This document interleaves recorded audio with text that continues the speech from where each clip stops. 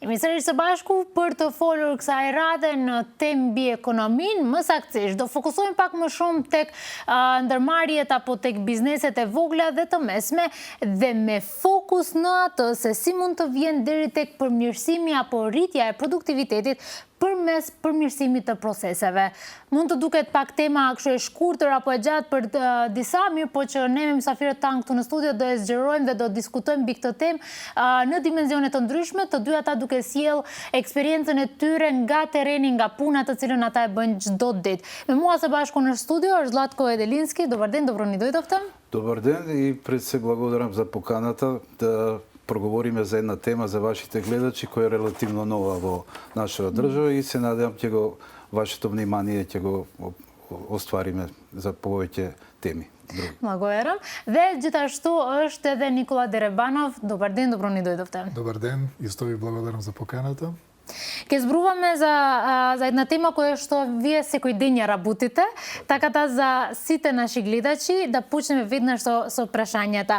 Кои се тие делови од производството каде што најчесто се бара подобрување за да се зголеми продуктивноста? Прво, административниот пристап е многу битен, односно да се види организационата структура на самата компанија, со какви профили човечки ресурси располага и кои се компетенциите на тие ресурси, кои се директно влезени во самиот процес. Менаџментот секако е тука многу битен, затоа што менаџментот е тој што стратешки управува со компанијата и преку самиот менаџмент се гледа визијата, целите, мисијата на компанијата и развојот на нивните планови во работењето на компанијата.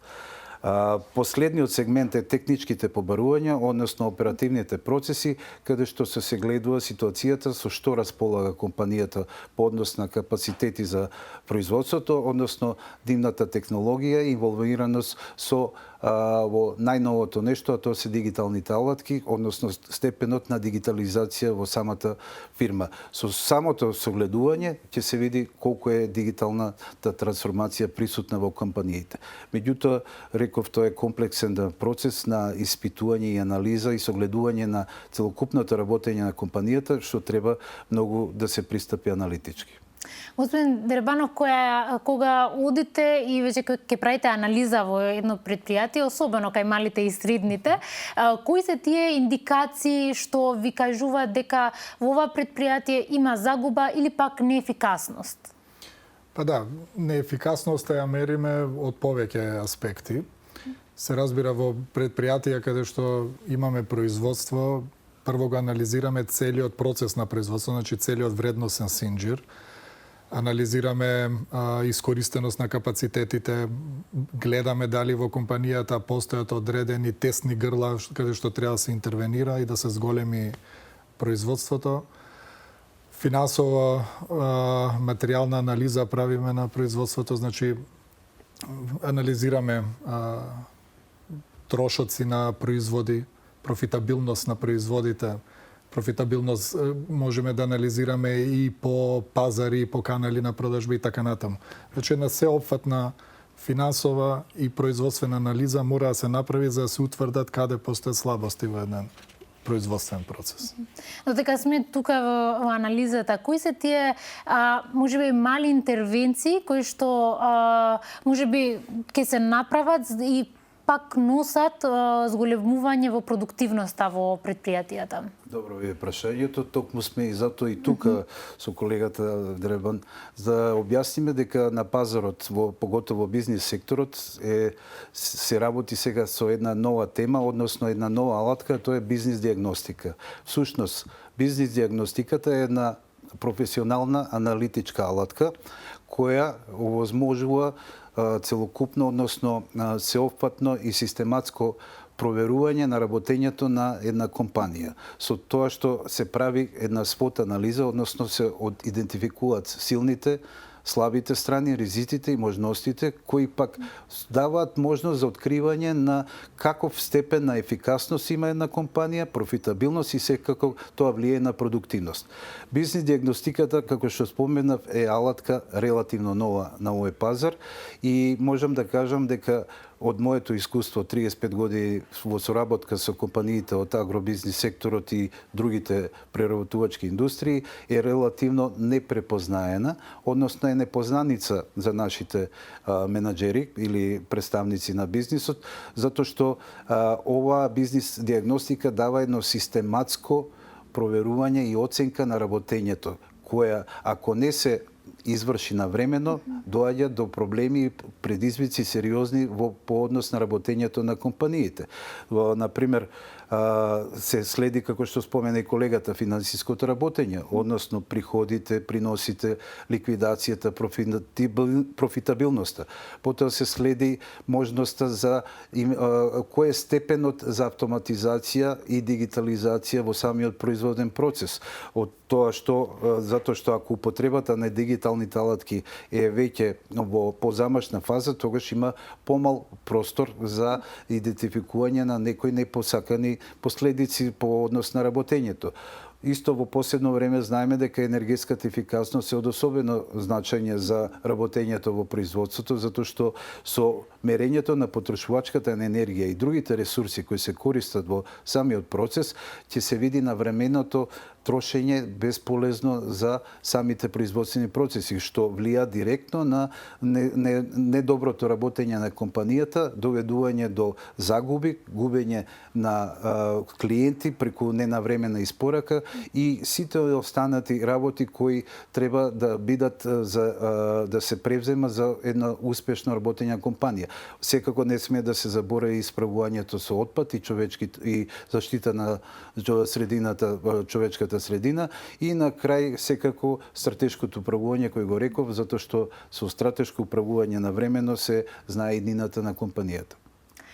Ако одиме конкретно за сите наши гледачи, кои се можеби тие три чекори кои што сите мали и средни предпријатија би можеле уште утре да ги спроведуваат за да имаат покачување на продуктивноста?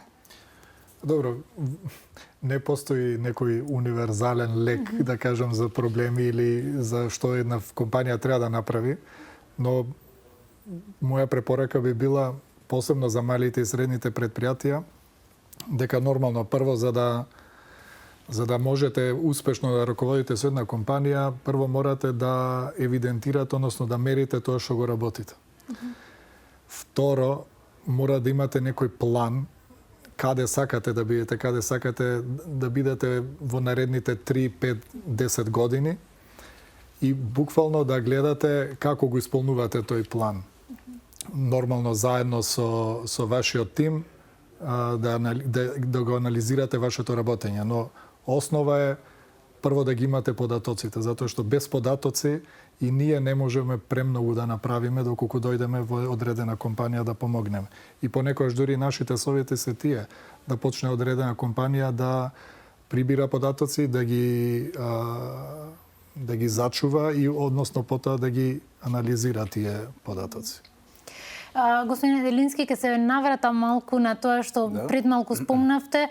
Зборувавте за отпадот, за природата, енергијата, кои што можеби и не ги слушаме многу кај предпријатијата, но колку внимание треба овие мали и средни предпријатија, особено да вложат на овие теми? Дали токму тука е заштетата на компаниите? Ако не се искористуваат како што треба сите влезни суровини и материјали, ако не се води сметка за трошоците за време на производството, имаме опаѓање на обемот на производството. Зато продуктивноста треба да се земе како битен фактор во едно работење на компанијата. Сведоци сме секојдневно во медиумите дека сите говорат за ниска продуктивност, за зголемување на продуктивност. Меѓутоа, никој не е презел до сега конкретни мерки, а уште помалце некои резултати да видиме од тие мерки во пракса. Зато оваа бизнес диагностика ги ја препорачуваме на менаџерите од бизнес секторот да почнат да ја размислуваат, а ние како обучени консултанти со поддршка на проектот за модернизација поддржан од амбасадата на Република Швајцарија, ги нудиме тие услуги за да им помогнеме на компаниите навремено да ги согледаат сите овие работи што ги наведовме во овој краток период, за да понатаму нема последици по нивното идно работење. И само ќе завршам, бизнис диагностиката како алатка не е трошок, туку е инвестиција, бидејќи со нејзе само може да постигнат зајакното работење и побрз раст во идното работење. Ние сме при крај на нашиот разговор, но останува уште едно прашање. Како би можело подобрен производствен процес да помогне во едно предпријатие, тоа поконкретно, можеби по цена, туку и квалитет, и флексибилност и така натаму? Видите, секоја компанија, дури и малите и средните предпријатија кај нас кои што действуваат и на локален пазар, реално немаат само конкуренција од локалните производители, него конкурираат со светски производители. Ние сме мала отворена економија, доста зависни од увоз. Према тоа мора да бидат отворени на сите технолошки промени што се дешаваат во нивната индустрија и мора да разбереме дека одредени процеси стварно брзо се менуваат и компаниите, ако не инвестираат во нова технологија, може да изгубат продуктивност. Во која смисла? Рачунајте дека одредени процеси кои што ако вие во вашата компанија ги правите со технологија која што вие стара 20 или на години или се уште користите луѓе за одредени операции, а веќе постои машина која што ги заменува, не само што се зголемува степенот на производство, него и квалитетот, затоа што одредени процеси едноставно се незаменливи веќе.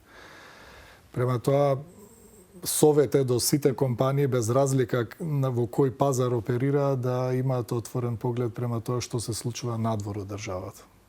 Благодарам многу и на двајцата за ова интервју и за вашето време. Благодараме на вас. Благодариме. Në këtu mbyllim edhe këtë bisedë, si gjithmonë, ky aktivitet mbështetet në kuadër të projektit të modernizimit zvicerian, e zbatuar nga Swiss Contact dhe përmbajtja e shprehur nuk duhet të merret si pasqyrimi pikpamjeve të donatorit dhe zbatuesit.